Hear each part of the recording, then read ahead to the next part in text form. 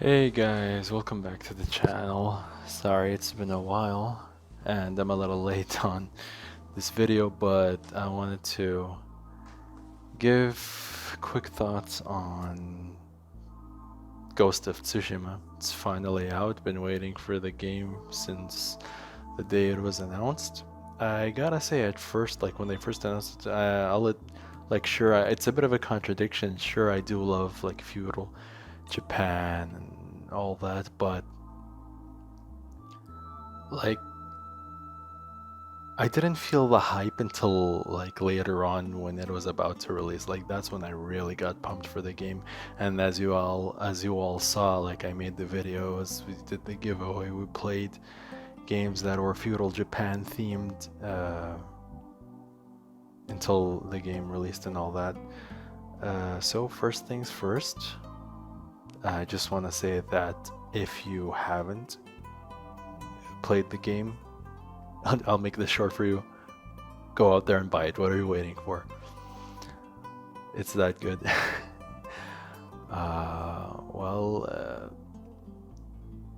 Ghost of Tsushima. It's great, man. It's a fantastic game. I really enjoyed my time with it. The game is very gorgeous. Like you'll hear everyone saying this, but the game is absolutely gorgeous. Like very colorful, very vibrant. The graphics are pretty good. Um, the world feels alive. Yeah, I guess. Sometimes you'll be like riding on your horse, and sometimes you'll come across enemy patrols or wildlife, deers or predators such as bears. Are there any other predators? Like besides like the wolf dogs that the Mongols have. That's the wildlife that I remember.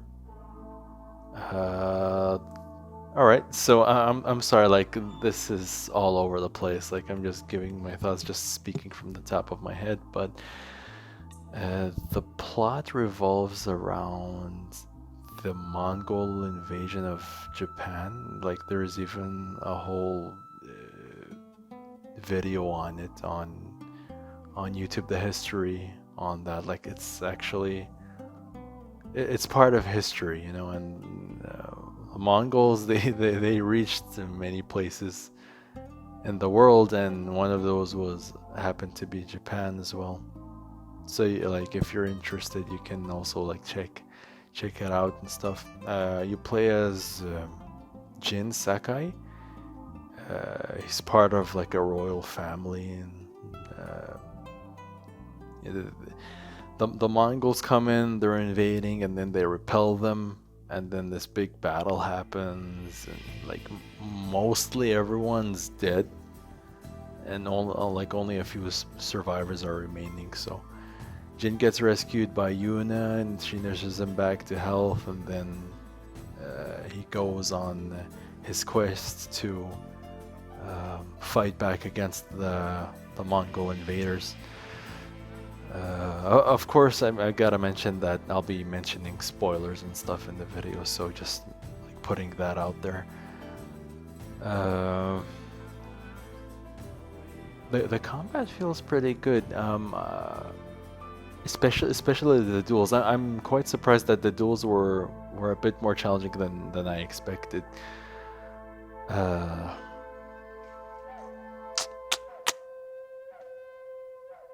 Yeah, you got like yeah. I gotta say, like one of the things that bothered me in the combat itself is that you can't lock on, which I found a bit odd, but it wasn't too much of a big issue.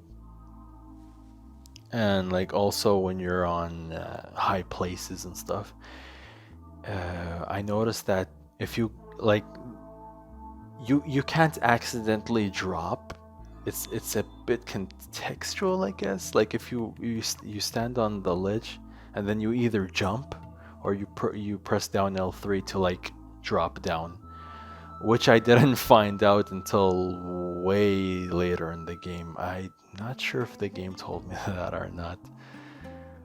Of course, you got stealth elements, which is quite similar to, Assassin's Creed or a bit of Far Cry, something like that. You got a big open world. You got outposts that you can liberate, and then you gain experience points or technique. Like you gain experience, you level up your legend, and then you get technique points, which you can use to upgrade your skill set and all that. So at the beginning, I gotta say, like I got my butt handed to me like quite a bit until I started like putting in some technique points into the skill tree, and then that's when I started, kicking some more butt and stuff.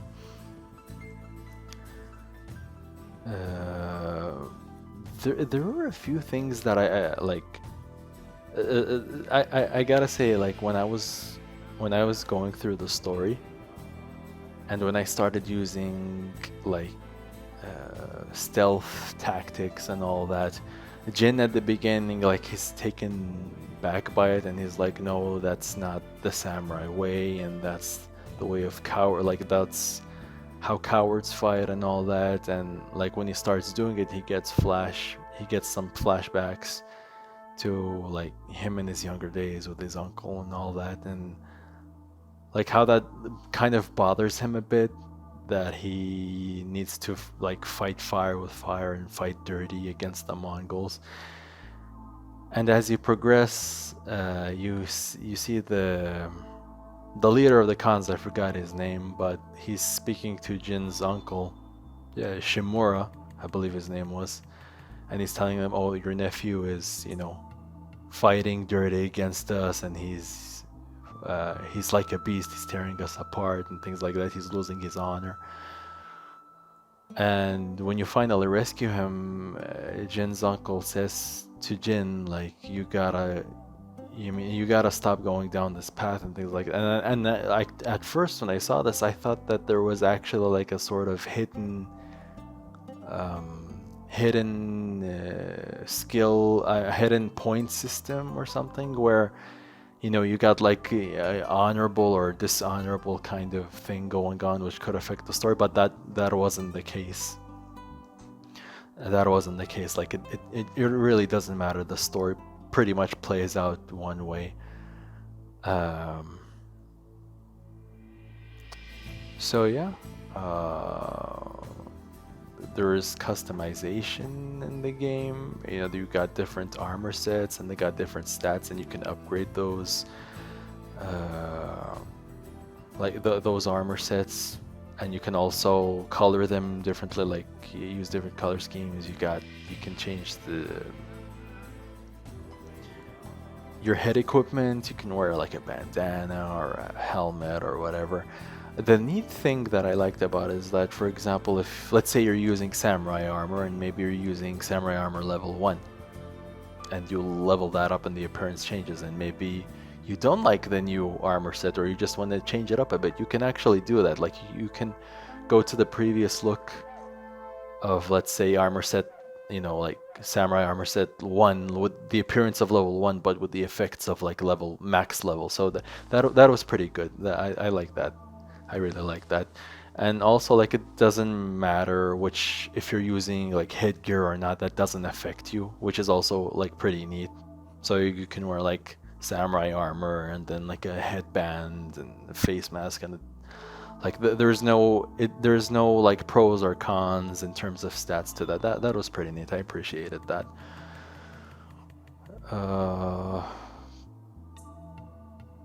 You got like things scattered around the world. It really reminded me a lot like of like Assassin's Creed and Far Cry, that kind of style, where you got like a fox dance, or you go to an area, there's a fox, you follow it, and then you go to a shrine and you pray at the shrine, and then you unlock like you progress towards unlocking a slot charm, which is kind of like an extra bonus stats kind of thing. Like you could receive extra health or extra stagger damage or things like that.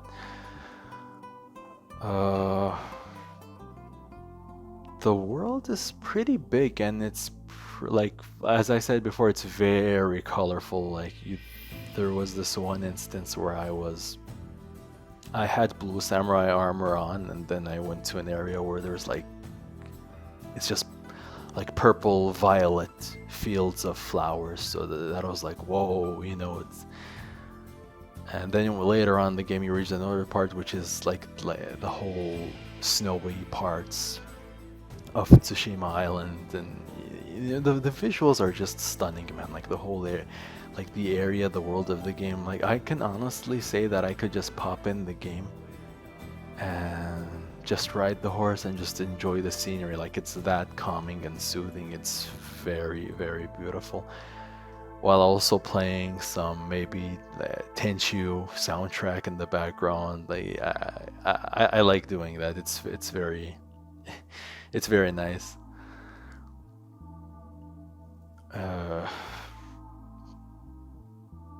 I found the game to be a bit challenging at some points, especially the duels, because it's kind of like, okay, you're only limited to your sword now, and you can't use your equipment and things like that, so you gotta like know when the enemy is gonna attack, like if you're supposed to dodge or try to parry or just block. And they got like this poise kind of meter, the stagger meter, and it's like so yeah, like it can be quite challenging. The final boss, like honestly speaking, in my opinion, it went like longer than I thought it would. I mean, no complaints on my part, but it just went longer than I thought it would, and you know, it was interesting.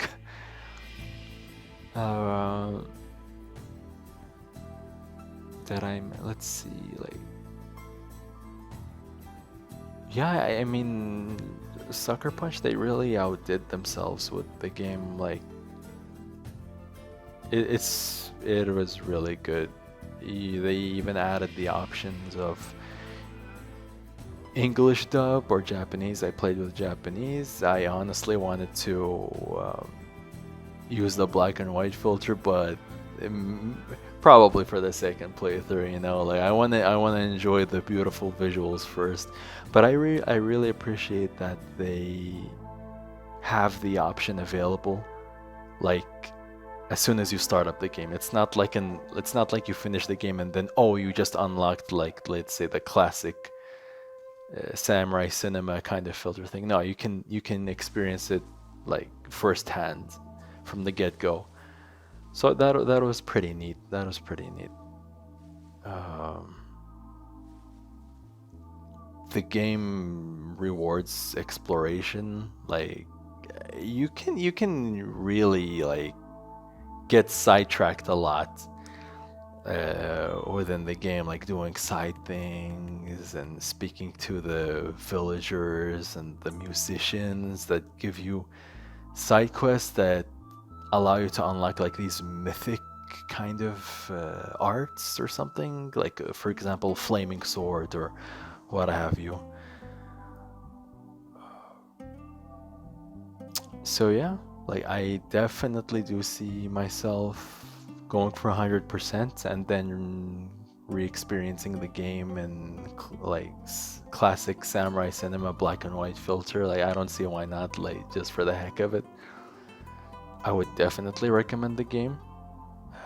There were I came across a few funny glitches, honestly. Like I would sometimes like fall through the world map, or as the bear's attacking me, I would like strike it so it would like I would kill it, but then its attack would register, so it does this animation where it knocks you down and then it like grabs you by its teeth and it like wiggles you around and then throws you. Sometimes the bird is dead and then Jin is like having a seizure, and then he flies through the air, which was like hilarious.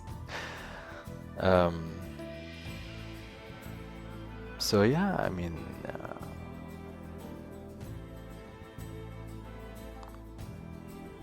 yeah, the I don't want to go too much into the plot, but it was enjoyable. I'm not very well versed in samurai cinema. Like the oldest samurai movie I've watched was Seven Samurai, and that was years back. And but that's probably like the only. That's probably that is the only like classic samurai cinema movie I've watched. But even some of the shots here in the game itself, it is very beautiful. And when I was looking at some of the shots, and then I started like picturing what it would look like if I had used the black and white filter, and I like it would definitely do samurai cinema justice, like the classic samurai cinema. No doubt about that. Like some of the shots in this game are very beautiful, very well done. Another thing I gotta point out is usually I don't use the photo mode, but in this game I found myself using it quite a bit. Like the scenery and the weather and all that, it was just too gorgeous, too beautiful to ignore. So sometimes I would like, okay, let's use photo mode, and then I tilt the camera, use filters, play around with things a bit, increase particles, increase the wind, whatever, just just to see what I come up with, or to make the beautiful scenery that I'm looking at even more so, and then just like capture the moment and share it or whatever. So that was like, I mean, all in all, the game is great. It's not perfect, but it is definitely a great time. Like I would highly recommend it to anyone, and especially if you're into like feudal Japan, samurai ninja, like you are doing yourself a disservice if you don't pick up this game. Uh,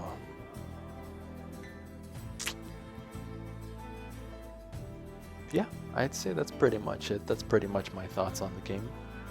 I think I might have left a few things out, but I just wanted to sit down real quick and just put my thoughts out there. Uh, should have done it much sooner, much sooner, but yeah. Anyways, guys, thanks for checking out the video, and we'll see you all soon. Take care. Peace.